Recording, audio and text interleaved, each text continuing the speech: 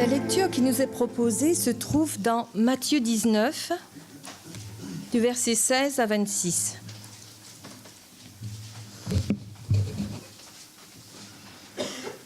Matthieu 19, 16 à 26.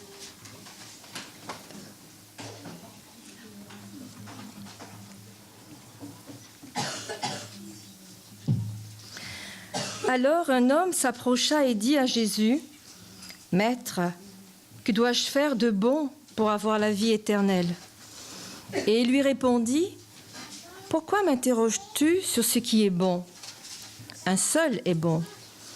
Si tu veux entrer dans la vie, observe les commandements. » « Lesquels ? lui dit-il.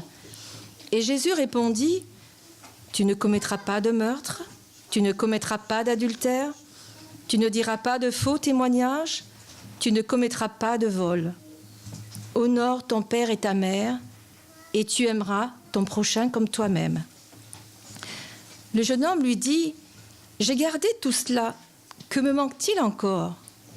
Jésus lui dit, « Si tu veux être parfait, va, vends ce que tu possèdes, donne-le aux pauvres, et tu auras un trésor dans les cieux, puis viens et suis-moi. » Après avoir entendu ces paroles, le jeune homme s'en alla tout triste, car il avait de grands biens. Jésus dit à ses disciples, « En vérité, je vous le dis, il est difficile à un riche d'entrer dans le royaume des cieux. Je vous dis encore, il est plus facile à un chameau de passer par un trou d'aiguille qu'à un riche d'entrer dans le royaume des cieux. » Les disciples, entendant cela, étaient très étonnés. Ils dirent, « Qui peut donc être sauvé ?» Jésus les regarda et leur dit, « Aux hommes, cela est impossible, mais à Dieu, tout est possible. »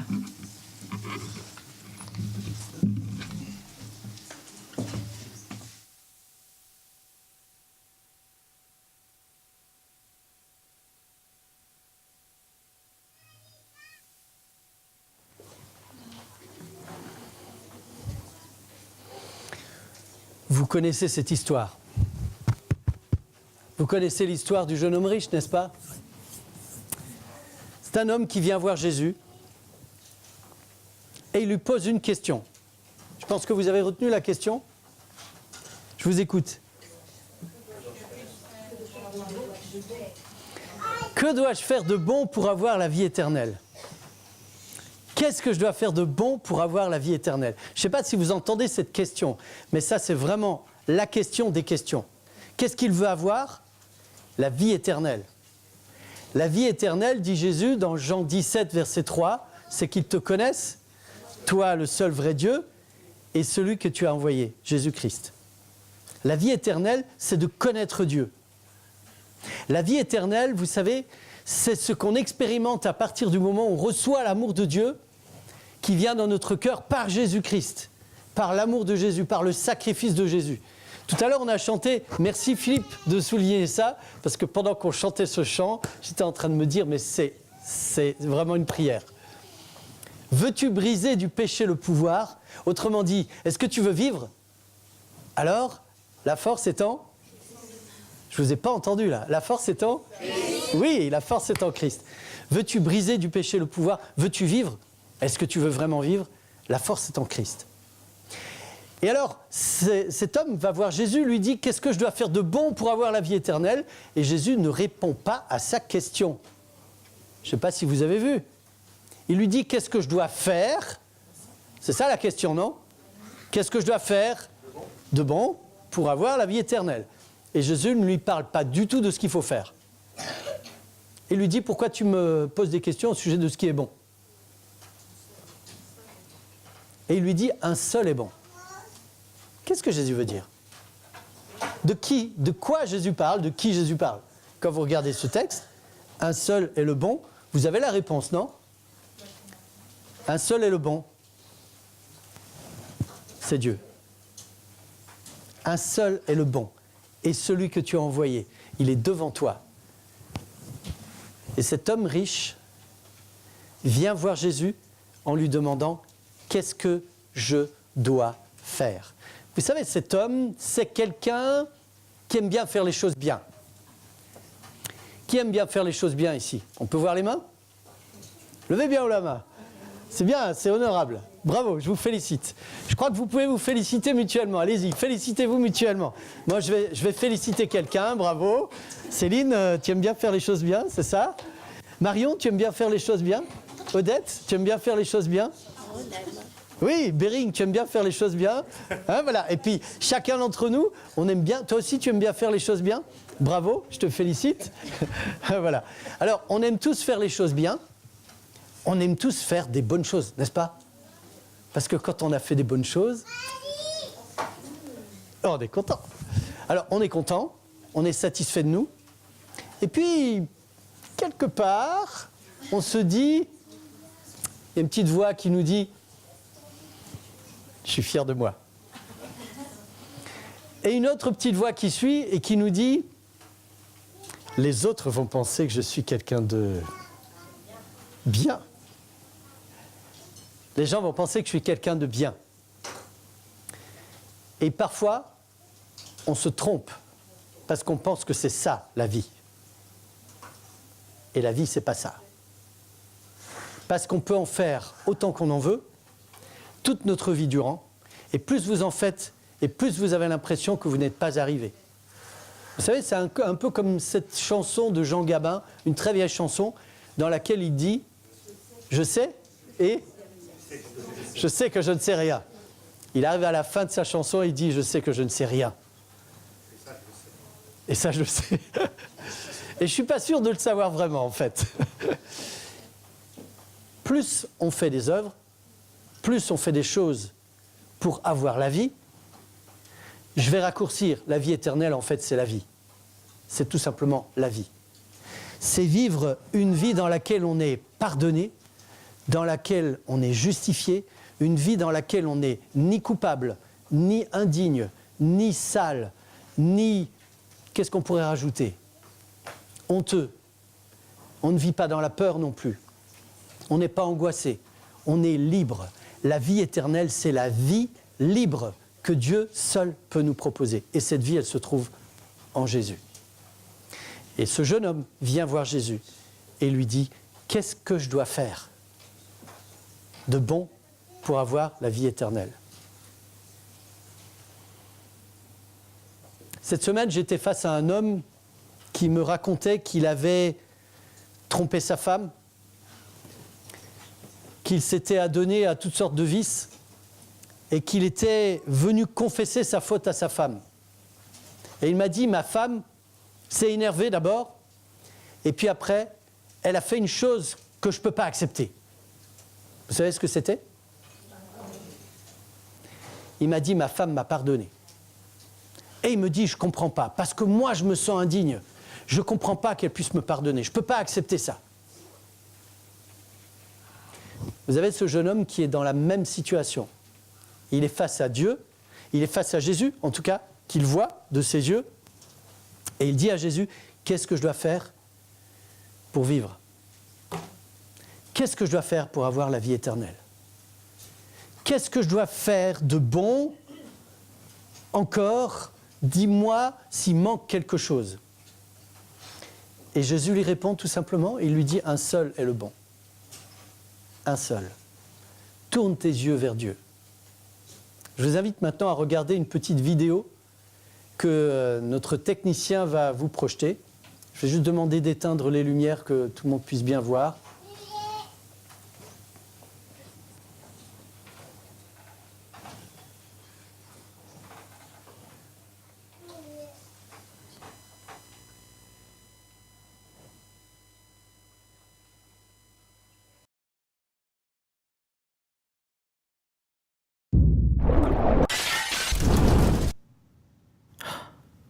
Toi, regarde tes yeux, regarde-les, étincelants, colorés.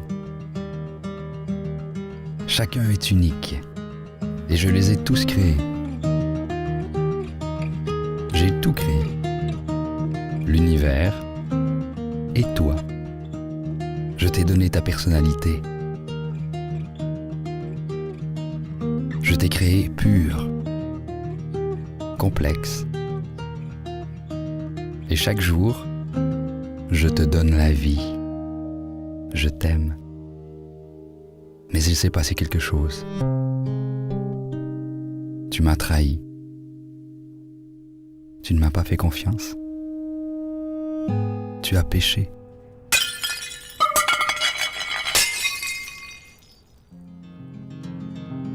Tu t'es détaché de moi. Et même si tu vis, tu meurs à petit feu. Tu te tournes vers autre chose.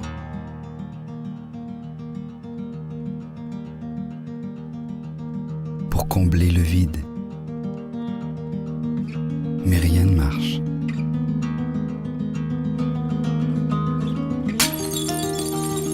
Tout cela te tue encore plus vite. Et cela nous sépare de plus en plus.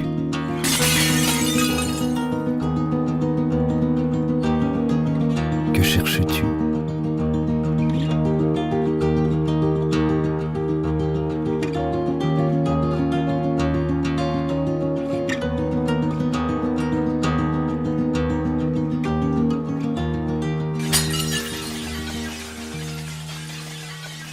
Je ne veux pas que tu meures.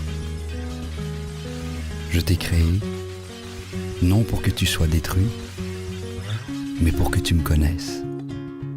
Alors je suis devenu comme toi, une créature fragile. J'ai été tenté, mais je n'ai jamais péché. Je suis venu te sauver. Tu as tellement péché. Et tout cela a un coût. Quelqu'un doit mourir. Toi ou moi. Alors j'ai pris ton péché. J'ai échangé ma vie contre la tienne. Et je suis mort à ta place. Parce que je t'aime. Puis,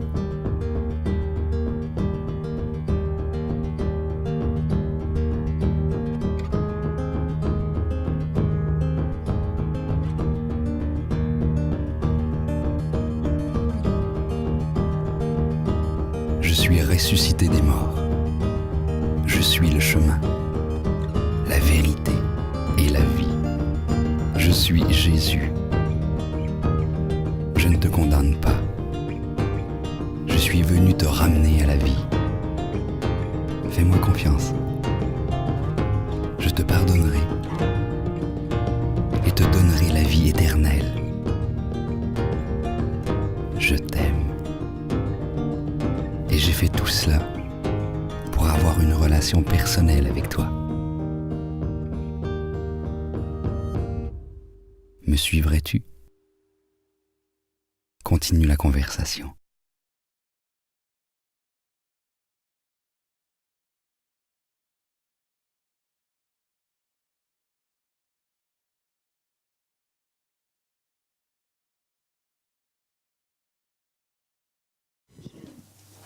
Cet homme qui s'approche de Jésus est dans cette situation dans laquelle nous sommes tous. Et la chose que nous faisons tous si naturellement, c'est de chercher des solutions pour faire quelque chose de bien, quelque chose de bon pour avoir la vie éternelle. Nous sentons bien que nous sommes séparés de Dieu, nous sentons bien que nous sommes séparés de la vie et nous mettons des choses en place pour pouvoir y parvenir. Et le Seigneur nous regarde et nous dit, il y en a un seul qui est bon, un seul. La force, tu ne la trouveras pas en toi, tu la trouveras en moi, nous dit Jésus. Et Jésus va répondre à cet homme un peu plus. Il lui dit, si tu veux entrer dans la vie, remarquez bien, Jésus ne lui parle pas de la vie éternelle. Il lui dit, si tu veux rentrer dans la vie, observe les commandements. Et le verbe « observer » que Jésus utilise n'est pas le même verbe « observer » que le jeune homme riche utilise un peu plus tard, vous allez voir. Quand Jésus lui parle d'observer les commandements, il va lui parler de s'occuper soigneusement, de prendre soin des commandements, de les pratiquer, de les vivre, de les goûter, de les expérimenter. Lesquels dit le jeune homme riche. Lesquels? Comme s'il disait, mais je les connais. Lesquels? Et Jésus lui répond, tu ne tueras pas, tu ne commettras pas d'adultère, tu ne déroberas pas, tu ne diras pas de faux témoignages, honore ton père et ta mère, et le résumé de tout ça, tu aimeras ton prochain comme toi-même. Et le jeune homme répond à Jésus en lui disant, j'ai observé toutes ces choses. Que me manque-t-il encore? Et quand il dit j'ai observé toutes ces choses, ça veut dire en grec, j'ai exercé la surveillance sur toutes ces choses. J'ai décortiqué tout ça. J'ai analysé tout ça. J'ai compris tout ça. Qu'est-ce qui me manque encore? Jésus vient de lui dire, au verset 19, tu aimeras ton prochain comme toi-même. J'ai une question à vous poser ce matin. Est-ce que Jésus voulait changer cet homme? Non. Qu'est-ce que Jésus voulait offrir à cet homme? La vie?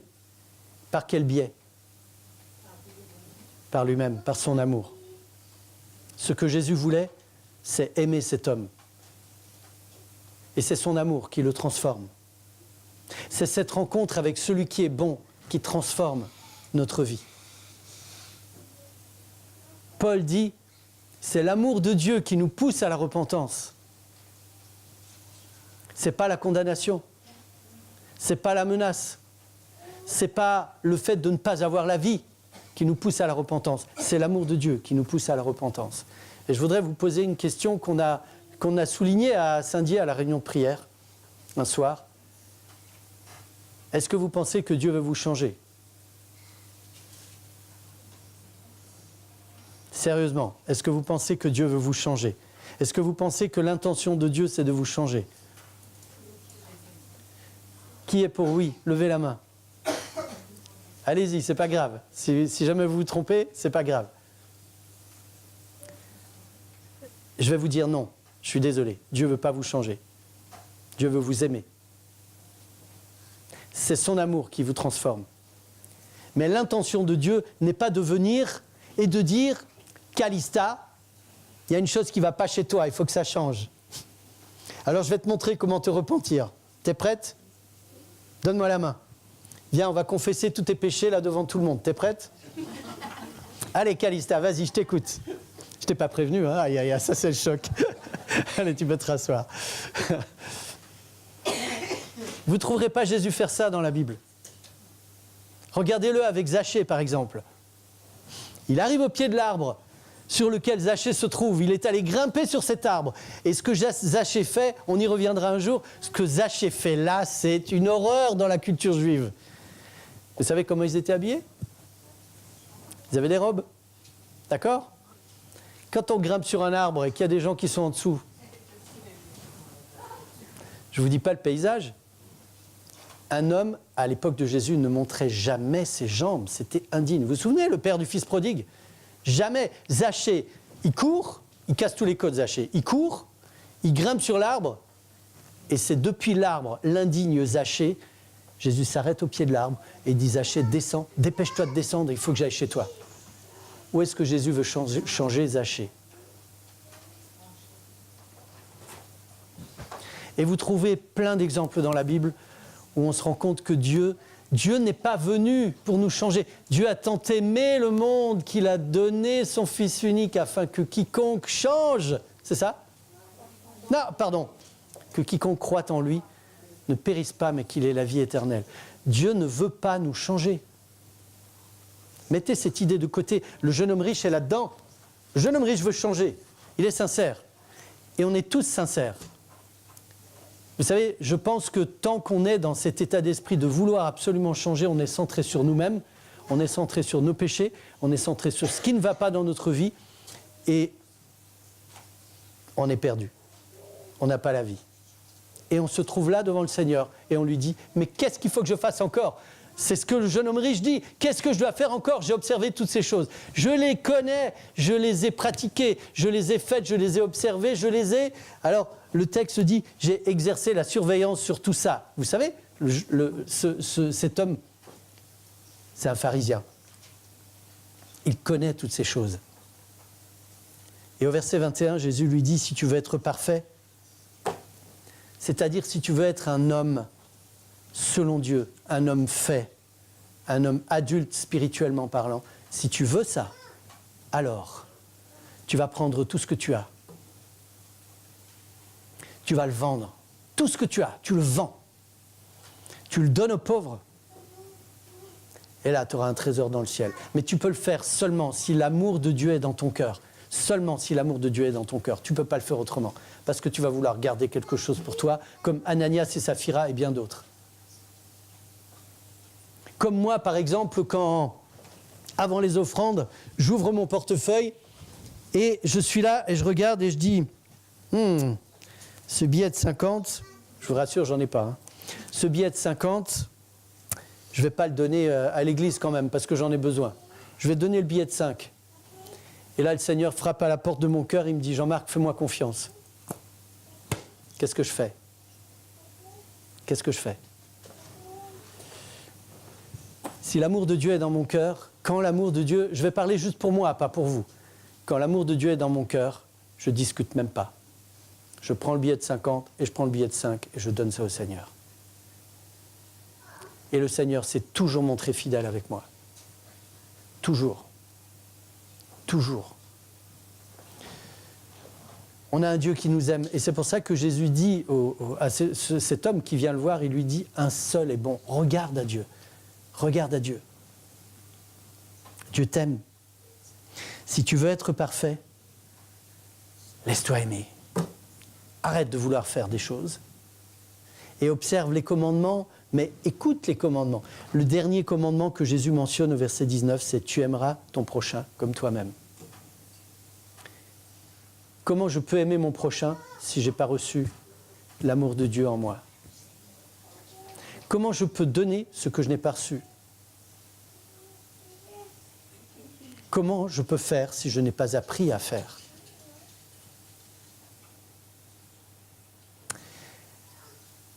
Après avoir entendu ces paroles, le jeune homme s'en alla tout triste car il avait de grands biens. Et Jésus va dire à ses disciples, ça va être difficile pour un riche d'entrer dans le royaume de Dieu. Et au verset 25, les disciples qui entendent ça sont très étonnés et disent à Jésus, mais qui peut donc être sauvé ? Vous entendez ? Qui peut donc être sauvé ?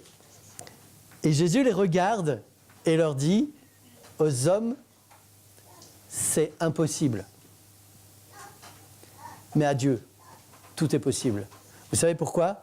Relisez le verset 17. Un seul est le bon. Un seul est le bon. C'est parce qu'il est bon qu'on est sauvé. C'est parce qu'il est bon qu'on a la vie. C'est parce qu'il est bon qu'on est pardonné. C'est parce qu'il est bon qu'on peut enfin commencer à respirer. C'est parce qu'il est bon qu'on a l'honneur et le privilège d'avoir Calista avec nous aujourd'hui. Et chacun d'entre nous. C'est parce qu'il est bon que nous sommes là aujourd'hui. Et c'est parce qu'il est bon qu'on peut ouvrir nos mains et donner à notre tour. Parce qu'il est bon. Je vous invite, pendant le chant que nous allons vous interpréter, Céline et moi, je vous invite à rentrer en vous-même, à réfléchir, pour que vous puissiez répondre à la question suivante. Est-ce que j'ai un lien avec le Seigneur qui est de l'ordre du changement que je dois apporter dans ma vie ? Ou est-ce que j'ai un lien avec le Seigneur qui est de l'ordre de son amour pour moi, que j'accepte ? Est-ce que vous voulez qu'ensemble, on demande au Seigneur de nous aider à accepter toujours plus son amour ? La partie de la partie d'aujourd'hui, de la semaine de prière s'intitule « L'assurance du salut ». On va en parler cet après-midi. On va discuter de ça, on va échanger à ce sujet. Comment je peux avoir l'assurance du salut si ce n'est d'avoir l'amour de Dieu en moi ? Le Seigneur, quelle que soit ma situation, quels que soient mes efforts, quel que soit mon cheminement, quel que soit l'état de mon esprit, quel que soit l'état de mon cœur, m'aime. Je ne peux rien changer à ça. C'est impossible aux hommes. Mais à Dieu, tout est possible. Je vous invite donc pendant ce chant à vraiment rentrer en vous-même et que le Seigneur vous apporte tout son amour, nous apporte tout son amour, parce que son amour dépasse tout ce qu'on peut imaginer et dépasse, heureusement, tout ce qu'on pourrait faire et qui ne marche pas d'ailleurs pour avoir la vie éternelle. Laissons la vie rentrer en nous, laissons le Seigneur nous toucher. Amen.